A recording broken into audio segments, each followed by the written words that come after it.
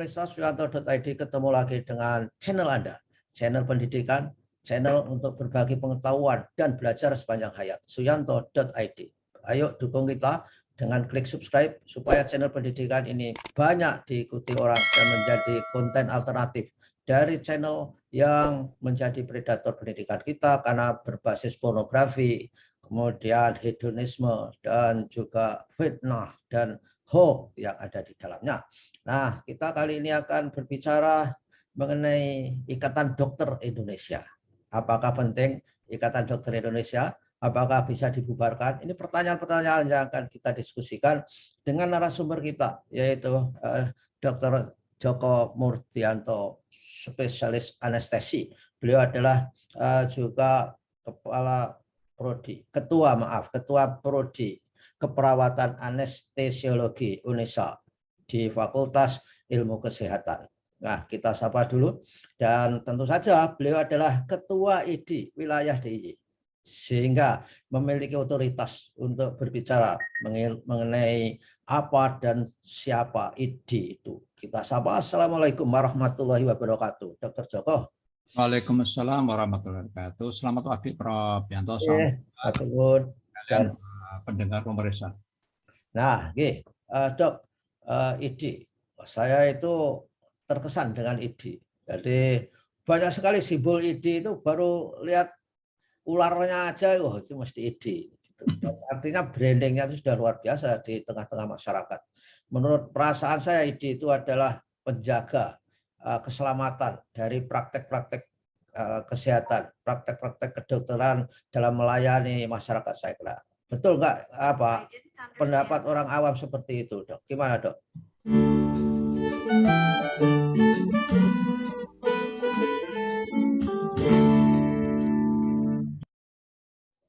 Baik, Prof. Yanto. Jadi begini, saya akan kutip apa yang disampaikan Hippocrates, itu bapak kedokteran di dunia itu. Kira-kira berapa ribu tahun yang lalu. Dia sampaikan, ilmu kedokteran itu ilmu yang paling mulia.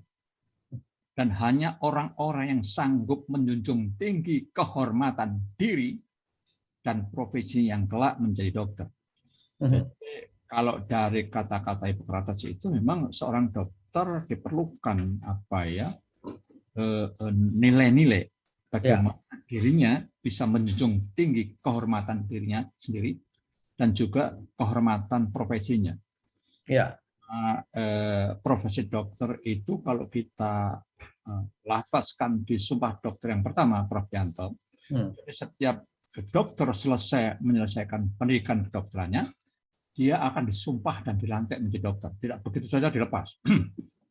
Demi Allah saya bersumpah, saya akan membaktikan hidup saya guna kepentingan perikemanusiaan. Jadi di situ muat aspek perikemanusiaan banyak. Kita membantu pasien di dalam menyelesaikan masalah untuk mencari solusi terhadap kesehatannya. Gitu.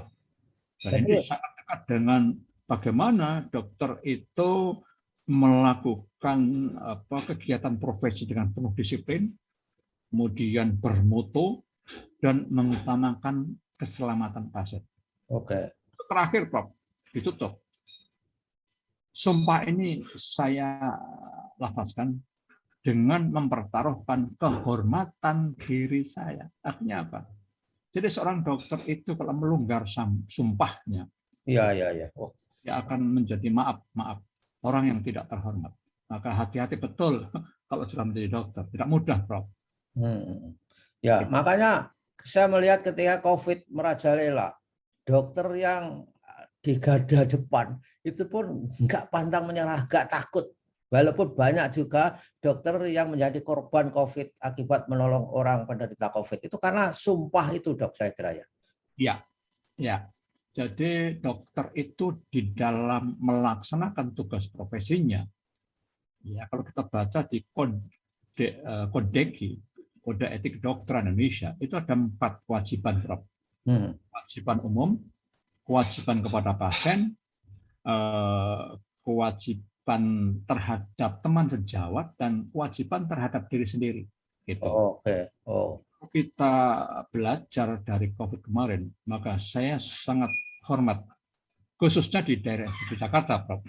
Terima kasih kepada teman-teman Jawa yang luar biasa berjuang sedemikian hebat, ya. Kemudian Bapak beberapa barangkali mungkin sampai 17 ya di catatan kami, itu anggota kami gugur, Prof.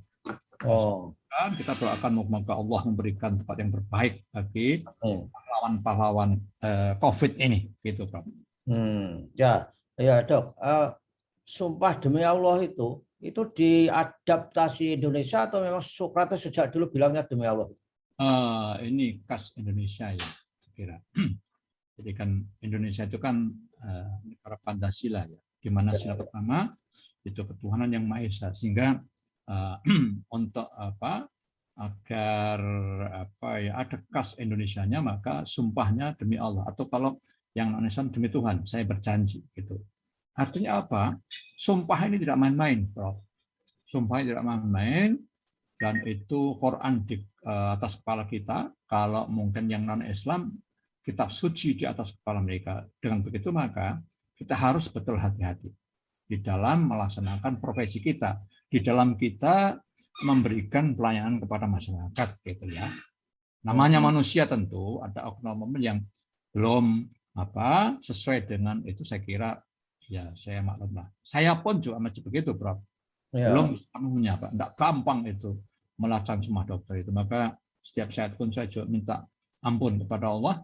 Moga-moga sumpah yang saya lafazkan kira-kira sekian puluh tahun yang lalu itu terus bisa kami pegang rata-rata untuk bagaimana melayani pasien dengan baik dan benar, itu Prof. Yanto. Ya, sumpah itu ada kontribusi ide nggak, Dok? Dia apakah rumusannya pernah direvisi dan sebagainya gitu? Nggak pernah ya? Iya, pernah. Jadi itu dari Socrates, kemudian dari World Medical Association, kemudian ini masih terus ada wacana-wacana disesuaikan dengan perkembangan zaman, Prof. Ya, Kode Etik Kedokteran Indonesia itu kan terakhir tahun 2011. Ada beberapa yang barangkali masih perlu penyesuaian dengan perkembangan zaman yang luar biasa ini. Karena tentu aturan-aturan yang sudah sekian puluh tahun yang lalu, yang kemudian dengan perkembangan zaman yang luar biasa, teknologi yang luar biasa maju, tentu barangkali mulai tidak cocok lagi diterapkan termasuk kode etik itu. Ini sekarang barangkali di Majelis MKEK, Majelis Kehormatan Etik Kedokteran Indonesia ini sedang mengumpulkan bahan-bahan barangkali untuk apakah sumpah dokter yang dilafazkan selama ini itu masih relevan atau tidak gitu. Karena tidak gampang juga itu, Prof. Ya. Nah, Dok, apakah ide itu dulu ada isu ya dari menurut saya itu isunya menjadi berubah politis sih. Ada yang mengatakan, kalau begitu ide dibubarkan saja misalnya. Kira-kira gimana respon ide terhadap pendapat yang ya itu tidak berpendapat umum. Tapi ada yang mengatakan sebetulnya kan presiden buruk ketika itu tidak segera di-counter oleh ide sendiri. Atau ide diam saja. Gimana, Dok? Saya yakin ide sudah melakukan pendekatan-pendekatan dengan memberikan penjelasan kepada masyarakat ya bahwa ide itu organisasi tunggal kedokteran, organisasi profesi. Ya. Dan itu termaktub di dalam Undang-Undang 29 tahun 2004 tentang Undang-Undang Praktek Kedokteran. Bahkan IDI sebagai organisasi tunggal kedokteran, organisasi profesi, itu pernah dituntut oleh beberapa anggota ke MK. Ya. MK tetap mengesahkan bahwa IDI sebagai organisasi tunggal kedokteran. Banyak alasan-alasan disampaikan MK di situ, ya menurut saya ya memang begitu. Kalau kemudian ada pihak-pihak yang menyampaikan ya karena kondisi-kondisi IDI yang betul-betul relatif kuat ya, tapi saya kira bukan poli. Kenapa? Mengawal etik itu tidak mudah. Saya nggak bayangkan kalau ikatan dokter di Indonesia itu ada banyak. Gitu ya. Saya nggak. Bagaimana mengawal etik dari para dokter itu? Bagaimana kode etiknya nanti? Ya, dengan A, dengan B, dengan C beda kan jadi repot. Ya. Itulah yang menjadi salah satu pertimbangan mengapa MK tidak meluluskan gugatan dari beberapa dokter yang minta itu tapi insya Allah sampai sekarang ide masih kuat karena apa? Itu kan melaksanakan undang-undang, Prof. Ya. Sehingga ya kami dari teman-teman ide dengan wacana itu ya kami tetap maklumi lah. Barangkali yang mengatakan begitu informasinya kurang lengkap barangkali. Ya. Tidak pernah tabayun, tidak pernah konfirmasi kepada pengurus besar ide gitu. Ya, atau untuk demi kepentingan mungkin itu. Allah alam, Prof. Ya. Ya. Karena memang suasana waktu itu kan sudah masuk ke ranah politis menurut saya. Ya. Kan itu sebetulnya berkaitan dengan, saya kira bukan rahasia lagi ya Prof Yanto. Ya. Itu kan berkaitan dengan salah satu anggota yang melanggar kode etik. Ya. Kata seorang pakar, etik itu susah diadili. Tapi kode etik bisa. Oke. Ya. Itu bisa. Jadi saya contohkan misalkan ya, ada entar dulu ya. Di dalam pasal di kode etik itu, ini saya lupa, entar dulu saya sampaikan biar saya nggak salah. Ya, dicari dulu, Dok. Itu ada di pasal undang-undang. Ya. Di pasal 6 Kodeki, Kode Etik Kedokteran Indonesia kewajiban umum di pasal 6. Seorang dokter wajib senantiasa berhati-hati dalam mengumumkan atau menerapkan setiap penemuan teknik atau pengobatan baru yang belum diuji kebenarannya terhadap hal-hal yang dapat menimbulkan keresahan masyarakat. Jelas itu. Ya. Dikatakanlah misalkan ada orang menemukan sesuatu, saya tidak sebut siapa, pengobatan terhadap penyakit A misalkan. Saya yakin penyakit A itu ada gold standar untuk terapi itu. Perhimpunan dokter sendiri sudah pasti itu ada. Nah, kalau ada penemuan baru, ya saya kira Prof sangat paham itu bagaimana menguji yang baru ini. Kan kita bandingkan saja gold standar dengan yang baru itu. Boleh jadi yang baru itu lebih baik, siapa tahu kan? Ya. Nah, kalau itu berarti ini menjadi yang berstandar yang baru itu. Tapi kalau belum diujikan, jangan sampai nanti, Prof, dokter itu di dalam melaksanakan kegiatan profesinya dan itu masuk di dalam salah satu aspek pelayanan yang bermutu. Itu salah satunya adalah dengan berbasis evidence base, berbasis bukti.